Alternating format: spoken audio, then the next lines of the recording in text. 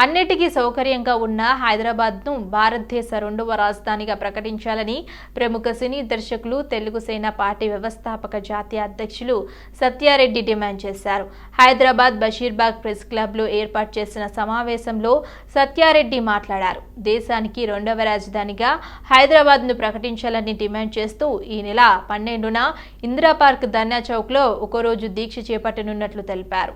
తెలుగు జాతి గొప్పతనాన్ని ప్రపంచానికి తెలిసేలా హైదరాబాద్ అభివృద్ధి చెందిందని ఈ సందర్భంగా సత్యారెడ్డి గుర్తు చేశారు.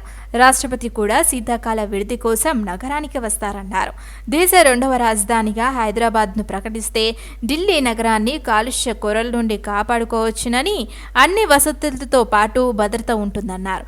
దక్షిణ భారతదేశంలోని రాష్ట్రాలు కూడా అభివృద్ధి చెందుతాయన్నారు.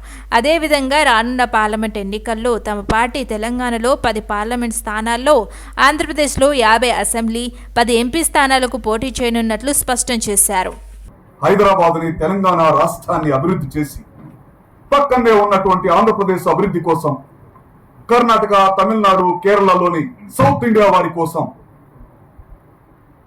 హైదరాబాద్ని భారతదేశానికి రెండవ రాజధానిగా ప్రకటించాలనే డిమాండ్ తోటి తెలుగు సేన పార్టీ ఈ రోజు మీ ముందుకు వచ్చింది.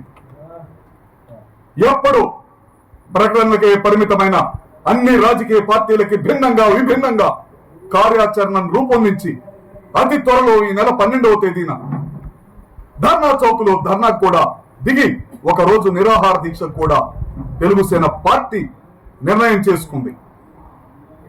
అంతేకాదు, ఆ కార్యాచరణ కేంద్ర ప్రభుత్వం అంగీకరించి అమలు చేయకపోతే ఢిల్లీలో జంతర్ మంతర్లో సైతం నిరాహార దీక్షలు, ధర్నాలు, రాస్తారోకోలు చేస్తామని తెలుగు సేన పార్టీ వ్యవస్థాపక అధ్యక్షుడిగా నేను తెలియజేస్తున్నాను.